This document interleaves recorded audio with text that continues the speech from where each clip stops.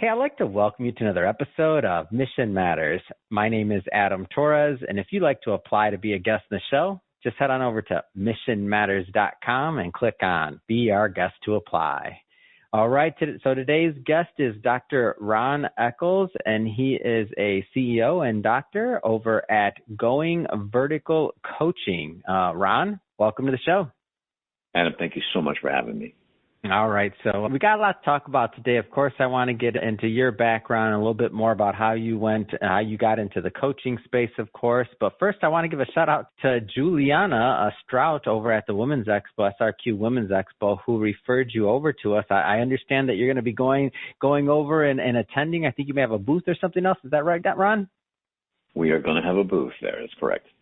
Yeah, that's great. And what's taking place at the Women's Expo? I'm curious. I think it's in Florida or that side of the country, so I know I'm not going to be able to make it out. But what's going to be taking place? That's okay. We're in the Gulf Coast of Florida, and my wife actually is friends with one of the people that are affiliated with it. And for one of our businesses here, she said, "Hey, it'd be great to have a booth there." And I contacted them, and they were so easy to work with. So we're really excited about going there and just seeing how we can serve people. That's really what we're about.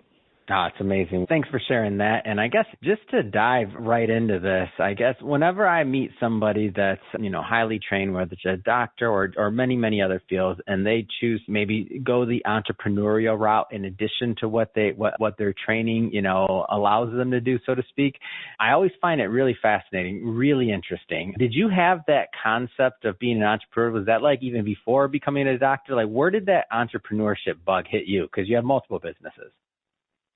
Yeah, well, I graduated chiropractic college in 1983. Now, chiropractors almost by definition are entrepreneurial because we're not linked into the typical medical system. So we got to go out and we got to be both a practitioner and we have to be a marketer. So entrepreneur spirit is kind of almost wired into us. So I was an entrepreneur right from the very beginning. My career took off very quickly. I was in practice in Sarasota, and over 10 years, I actually completed 3 diplomates: orthopedics, neurology, and sports medicine, which is it's just you got a little bit insane to do that much postgraduate work, but yeah. I loved it. And so, take me back further. When you were a kid, were you an entrepreneur? Were you out there figuring something out, or no? It didn't. It was pretty much after college. Yeah.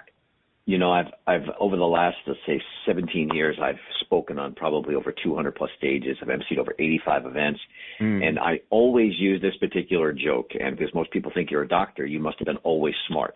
And I said, I remember grade school, middle school, high school, even my freshman year of college. I said, I made the top half of the class, and then I pause. And then I say, possible. I say, possible.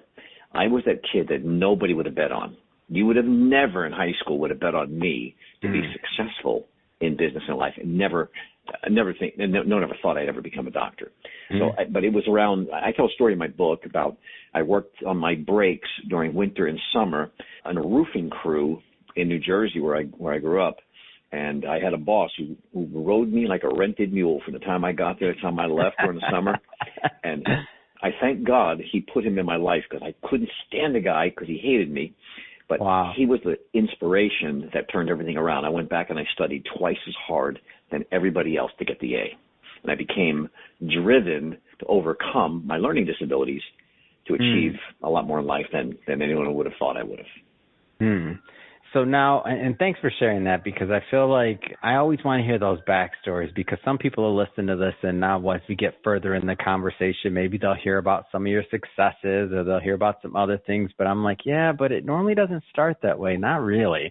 Not if somebody's sharing everything. Like there's some pain and some bumps along the way. So if you're out there listening to this right now and you're like, yeah, well, I was in the bottom half too, and maybe you're not yet, and you're just starting your entrepreneurial journey, hey, I won't say it's about you, Ron, but I'll say for me, if I could do it, anybody could do it. So, well, I'm with you.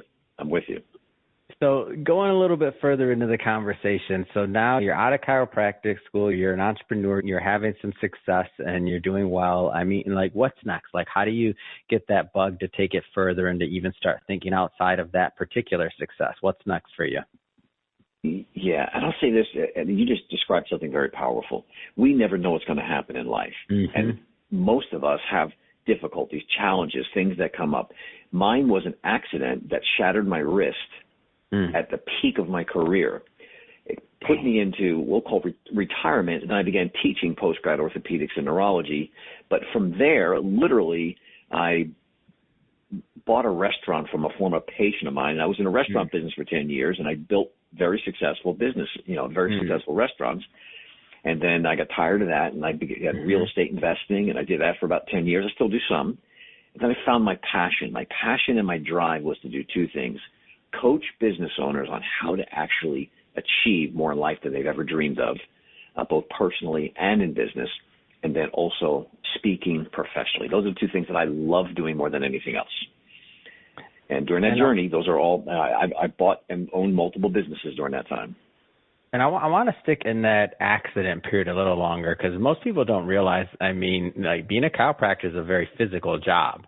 I have friends and things that are chiropractors, and if you're actually practicing, that's a very physical job. So you're like, when you're, you had that accident, then you're out of it. And at that point, like, that was your success. That was everything that was happening. Like, how did you deal with that mentally? Like, that's got to be tricky. It's like an athlete. You're out there, all of a sudden, your knee gets blown out or whatever else, and now you can't be on the field anymore. What's next? Like, how'd you get through that?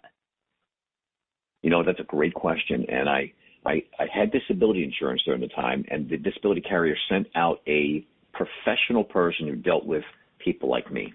And we sat down and talked, because I was almost a year in, and I was kind of like in a funk. Is the best way I could describe it. Never really got depressed, but I got into a funk. I felt lost. I would have been depressed. Productive. I'm like, I did all this schoolwork, all this. Like, I'd have been like, man. Sorry, go ahead. Well, I would have been. I was at the top of my career and well respected by my peers, even the medical profession. I had great relationships because they respected my degree of professionalism and excellence in what I did. And all of a sudden, within a year, like, no calls, no invitations. I was like I call the Maytag repairman. He's got a commercial where the Maytag repairman opens up the door, and it's a ghost town. Youngins don't know about that one, but Google it. Maytag repairman commercials for the youngins listening. Go ahead, Ron. They're great. Yeah. Well, I felt like I was on a desert island, and one thing this guy said to me, I'll never forget it, was he said, "You're like most professionals that he works with." He said, "You are highly driven, and you will never be happy unless you're being productive." And I look back at that, and it was absolutely spot on. Many men are, we're very driven to work, but for me, it was more than that. I had to be constantly building and pushing myself to get better all the time.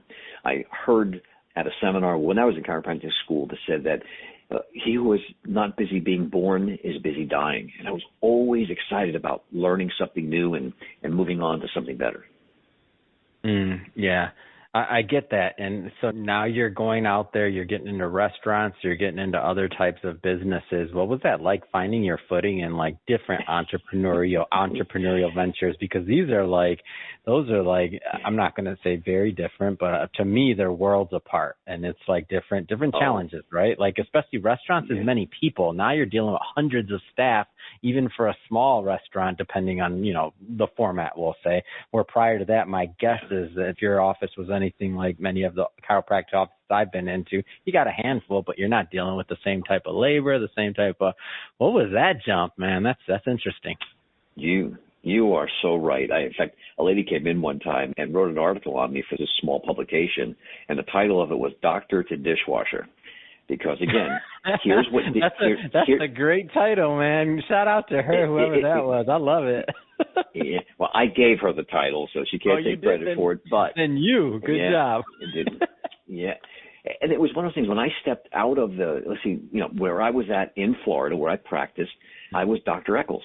And then I moved to Pennsylvania, and I opened this restaurant. Now I'm standing behind a counter, and it's a pizza restaurant, and I've got a shirt on that says Pizza Peddler, and people, just look at me like every other person behind it. And many people can be even condescending. They think you're stupid because you're behind a counter.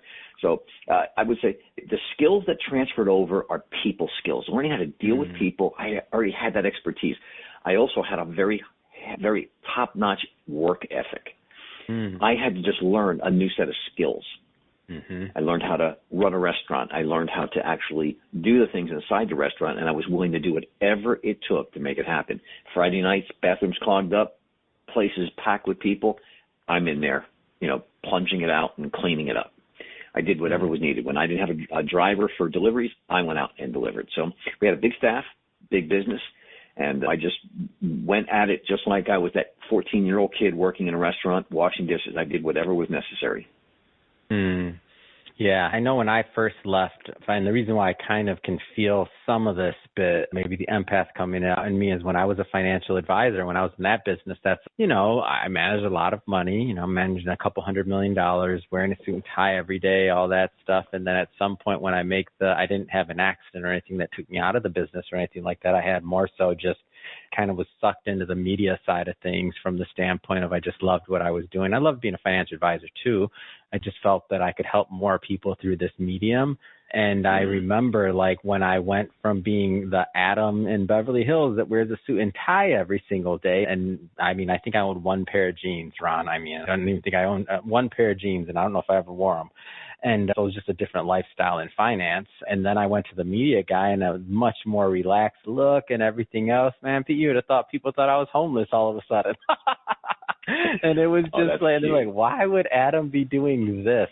Is he crazy, or is he did he get bit by this LA bug that makes people want to be something or this or that? Not now, many years later, the company's grown and, now I think more people can see the vision, it's respected, and people are in. But in the beginning, when you have an idea or you have something you want to do and not everybody understands it, your support, even the people that want to support you maybe don't always know how, in my opinion. How does your support network work to get you through that too? Did you go through any of that? Maybe not. I don't know. I'm just curious. It's really interesting since, again, going through the transition of being a C minus D plus student to then becoming an A student. I was C plus, by the way, the whole time, and I exited education at C plus. Just throwing that out there, so all the C plus students out there, go ahead. Listen, I my encourage, whole life. Listen, I encourage parents to say, if your kid is an underperformer right now, give them time, because all it takes is a spark. And that kid may not, I've had doctors, one time I had 5 doctors working for me, and I still generated 80% of all the income in that office. Of course you do. Because I have a high, and some of these doctors were way smarter than I was naturally. We would both learn the same information. They could learn it twice as fast, but they could never outwork me. Yeah. They just couldn't do it. I would just keep pushing until I knew more than everybody else. Or the EQ, so it's about just a lot of other pieces. Yes. The EQ, many, what you just now described is characteristic of hundreds of very particularly chiropractic offices in the country. Usually there's that couple people. Go ahead, though. No, yeah. Over my years, even in practice, I remember meeting so many business owners that didn't finish high school. Yeah. They never had a college degree, but they went out and they had that social quotient. They had that emotional quotient, but they also had a very high drive. And what you just alluded to before was they didn't give up on themselves when other people doubted that they would ever make it, and even questioned, why are you doing that? And to get what you never had, you got to be willing to do what you've never done and to become what you've never been. That's such a powerful way, and I watch people do that over and over again. So if you're listening to me out there and you got a dream inside your head and people don't believe in you, push through, get a new set of friends. That's all I can tell you. Yeah, it's a thing. I know we laugh, but it's a thing, and it's just the process. I'm not claiming I know how or why, but I know it's the process. I want to jump around a bit here, Ron. Coaching. When does coaching, the concept of coaching, as a profession, when does that come into your world or into your view? Adam, I have to say, I've always been a natural teacher, giver. It's just hardwired into me. And for the longest time, I would do it for free. I don't do it for free anymore, but I would do it for free. And I realized I was very good at it. Now, I'll go back to being a doctor, and I'll say specifically a chiropractor. One of the things drilled into us early on was don't settle for the symptoms. Listen to the symptoms, but always search for the cause. You remove the cause, the symptoms go away. In coaching, that's exactly what I do. I speak, I listen, I ask questions, I draw out of my clients where their challenges are at, and then I begin to really dial in on where's the root of the problem. And if we address the root, give right action steps, and then more important, accountability, it solves the problem so much faster. So I started charging people to work with them in the beginning, and I didn't charge very much, and I felt like that was, oh gosh, there's a lot of money. Over years, you get really good at what you do, and you see that other people are charging way more money than I charge, and I say this very humbly, but they're not as good. They don't have the experience. Very comfortable charging people a fair amount, giving them way more than they ask for, or way more than they pay for. Because coaching is just something that you're either good at it or you're not. I have a very good friend who's a multi-millionaire, and he wanted to he builds businesses, but he wanted to do this coaching thing. And I warned him, because I know him. I said, don't do it. You're not going to love it, because I just knew him. So eventually he did it. And about a year later, I said, we had breakfast again not too long ago, and I said, how'd you like it? He goes, I hate it. Yeah. He's not hardwired for it. So you got to be really patient with people and really tap into them and give more than you receive in return. What are some other things that you feel make a good coach, just in general, whether it's, I don't know, personal characteristics, makeup, aptitude, I don't know, like what ingredients? Let's just throw out it as ingredients. What are some of the ingredients that you feel make a good coach? Well, I'm going to use the same ingredients that I tell all my clients when they're hiring people, even for themselves. 3 key things that can set you apart from everyone else. Number 1 is your mindset. Number 2 is your skill set. Number 3 is the tool sets. Tool sets change. And we have AI now. That wasn't available a couple of years ago. We have cell phones. I remember the day when we had a dial phone at home. So think tool sets change. Skill sets you got to be working on all the time, and 24 hours. Well, I say every waking moment. Mindset is the most important thing that sets you apart. So I say a great coach, number 1, has a superior mindset work ethic. They're working on it all the time. They're constantly looking to improve. Skill sets have several different components to it. I listened to one of the interviews you did with David Meltzer. Brilliant. It was I loved it. And it's about this factor of doing something over and over again, being consistent at it. Yeah. So what builds the muscles is frequency. Then there's the intensity, because you can do something frequent but not do it intense enough. And then there's the longevity. You got to do it long enough. So if you do it frequent enough with enough intensity, and you do it long enough, and if you're doing the right thing, you'll develop incredible skill sets. Coaching requires that development over time. You get better. The coach I am today is way better than the coach I was 5 years ago, 10 years ago. And I hope 5 years from now it's going to be even much better. Because, again, I always tell people, look, you can hire somebody who's got 10 years experience, or you can hire somebody who's got 42 years of real-world experience with, has spent 2 to 4 hours every day learning for all that period of time, and can integrate it well. That's the asset you get as you do it for a longer period of time. Let's take that same style of question from the other side of things. And let's say like somebody that's listening to this they've kind of maybe been curious about coaching or otherwise, and they don't know if it's really for them. What do you think makes a good person to engage in coaching services? How do they know they're ready? You know what? I tell people, first of all, you have to overcome doubt by just getting out and doing it. You got to fail forward fast. Start by coaching people for free. And then figure it out, build some muscles. And then the hardest part you'll ever do is to charge your first client. But once you do that, and then you see the value you give, you'll over time develop the ability to elevate your value. And always, money is nothing more than an exchange of value of the services or goods you provide. Yeah. And the marketplace has some limitations it puts on it, but there are consultants and business coaches that charge $100,000 a year to work with them, and others $5,000 a year. It all depends on the level of expertise and what you're going to get. And there are some people that charge $25,000 to work with them for a year, but they're not as good as some people charging $5,000. But you got to start somewhere, and you got to work yourself forward. And the easiest place to start is to pick up a couple friends and do some stuff, low to no cost. What niche do you focus on? Is it executives? Is it like what areas do you focus on most, if any, by the way? Are you agnostic? Well, actually, it's a really interesting question. You go through evolutions inside of your years. And I used to start out doing group coaching. Then I went to one-on-one, which is not as scalable. Then I went back to group coaching again. And I found myself, one of my former clients, one-on-one clients, great guy. And, he wouldn't mind sharing this because he gave me a public testimony. When he first came to me, he came to me to help his life get together. He and his wife, they were doing drugs, there was pornography, there was all kinds of problems with them. And his business was starting to be impacted by they were getting ready to go through a divorce.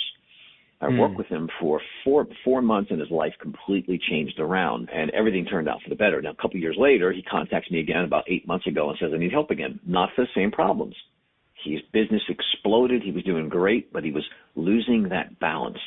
So, and I'm answering this question. One of the things I fell in love with again was I decided to take on 5 or 6 more clients like that, work with them one-on-one, higher fee, but it's about getting people who've already built a business, have money. Money's not the problem, but the cost of having built that business has impacted their marriage or their relationships. It's impacted their health, or it's impacted their spiritual walk. And I've recently moved back into working with these individuals one-on-one because I get so much satisfaction in watching them get massive turnarounds in a short period of time. It's amazing. Well, Ron, first off, it has been great having you on the show today and getting to know more about you, going vertical coaching, obviously your deep passion for helping others. I know you have so much more to offer and to give. If somebody is listening to this or watching this and they want to continue the conversation with you and your team, how do they reach out? How do they do that? Real simple. It's Dr. Ron Eccles at gmail.com. It's DRRONECCLES at gmail.com. Amazing. And for everybody listening, just so you know, we'll put that information in the show notes. So you can just click on the links and head right on over. And speaking of the audience, if this is your first time with Mission Matters and you haven't done it yet, this is a daily show. That means each and every day we are releasing new content, new entrepreneurs, new executives, hopefully new inspiring ideas that help you along in your journey as well. And if you're into that, we welcome you again. Hit that subscribe button or follow button, get it done so that you get the notification tomorrow when the next episode comes out. And Ron, again, thank you so much for the interview and all you do. So thanks for coming on. Adam, thank you.